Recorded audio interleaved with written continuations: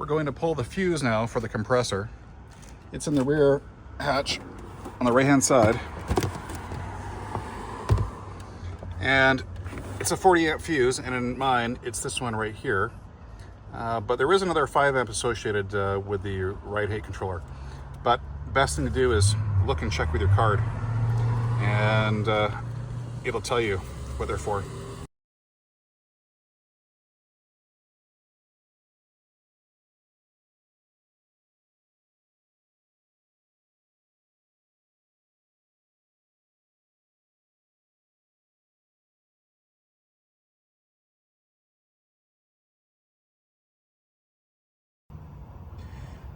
Now I'm going to jack up the vehicle from the rear differential.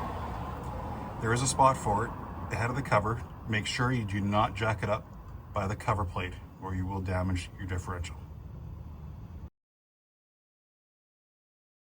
So just make sure that your jack stands are in the proper spot. Even though I have the vehicle on jack stands, it's always a wise idea to keep your hydraulic jack in place, just as a backup, especially if you're going to be working underneath the car.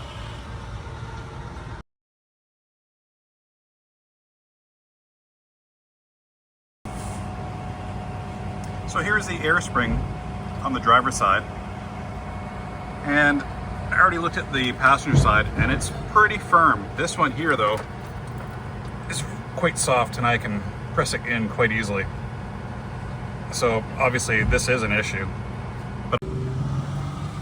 Now this is the passenger side air spring on the X5, and it's pretty firm compared to the driver's side, which was very squishy. But I also see a marking down there too, which kind of leads me to believe that maybe this has been replaced once already.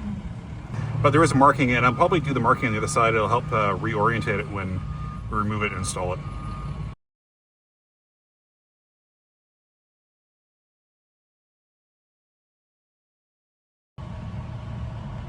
So I found the easiest way to unclip these air springs is to put a little pry bar under here, and then with another screwdriver or another little pry bar, go under from the bottom and undo one of the clips.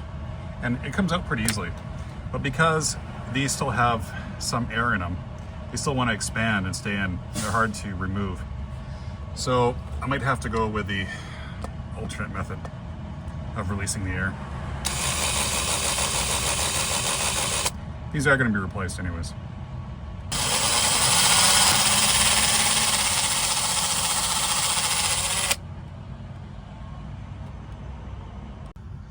Now that I've released the air, these are very easy to take off and they're very soft. Now quarter twist clockwise and we'll drop them out.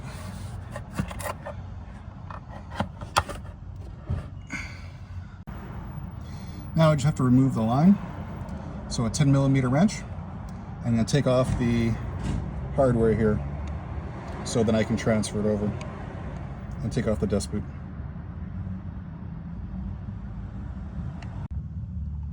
Now that I've got the line off, I'm going to remove the brass fittings here, as the instructions for the R-knot don't require them at all. So I'm going to take them off so I can get it out of the hole on the dust cover and then transfer the dust cover over.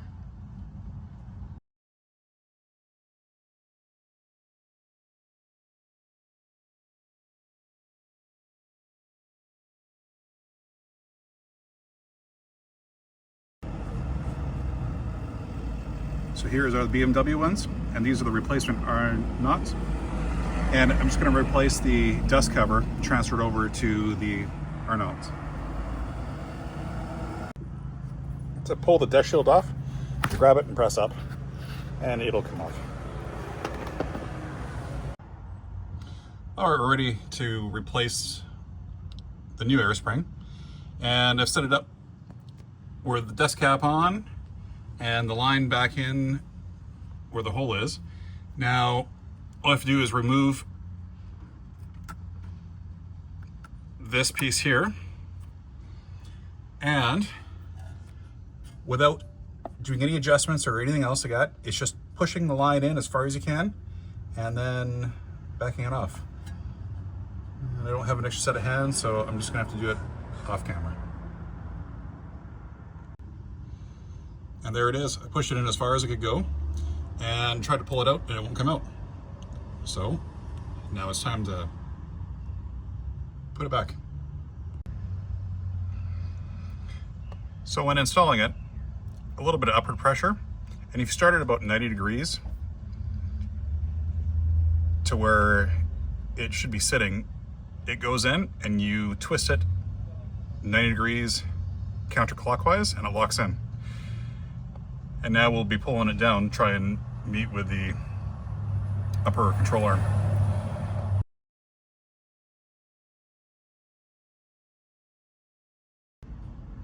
For the passenger side, I pulled out the shipping pin and by hand I was able to extend it. It takes some force, but once it starts and it gets some air in there, it's pretty easy. So at least it's sort of got 1 bar of pressure in there. Whereas the other one on the driver's side, because it was hooked up when it was extended, it's got a negative vacuum in there.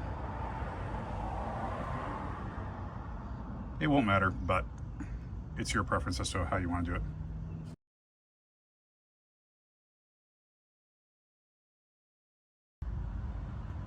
So to lock it in place, you can either pull down and extend the airbag with your hands, which is very difficult, but it can be done. Or what you can do is you can use your hydraulic lift up the control arm to meet it, and then put it in. Make sure it's seated in. You can pull down on it, make sure it's seated, which it is in this case. And there you go, it's locked in place. Now I'm going to release the hydraulic lift slowly and it'll extend the air spring.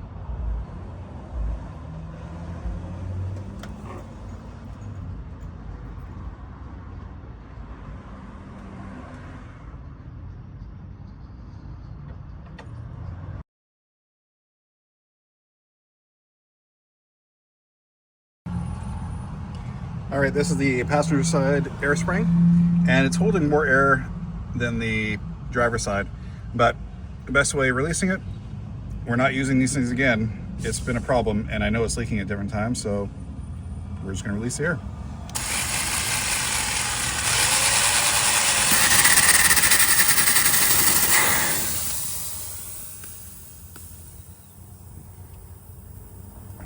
Just a little bit of air. Nothing scary.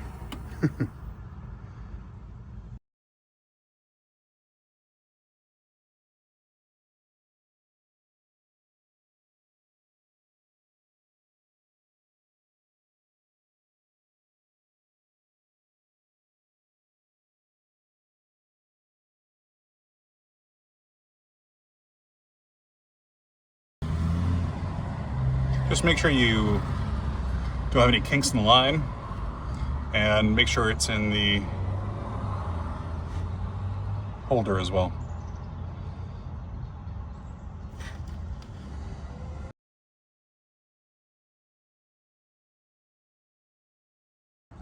The fuse is still out of the compressor, and we're going to lower the vehicle, but most importantly, we're not going to let it bottom out. There is no air in those air springs, it won't hold anything. And if it bottoms out, it could damage the suspension. So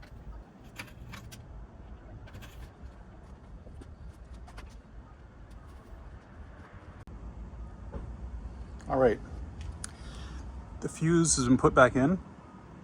The car is sitting at a average to low ride height, but not bottomed out. You don't want to damage the suspension. It's been sitting here for about 10 minutes, the door is locked. I'm gonna go open the door and see if the compressor will pump things back up.